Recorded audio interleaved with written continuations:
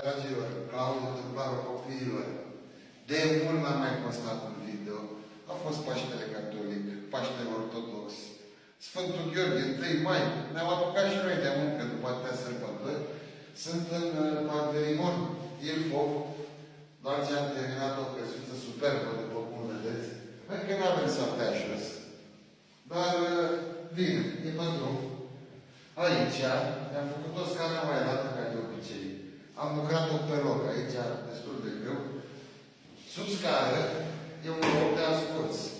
Codruț filmează, după cum vedeți. Da? Acolo să-și pună jucării, pe mâna curentă ca să nu dea cu... să nu meargă pe lângă felinar. I-am pus-o la fetiță aici. Raiana. Am scris numele greșit, să știți. Urmează să mă întorc cu alt nume.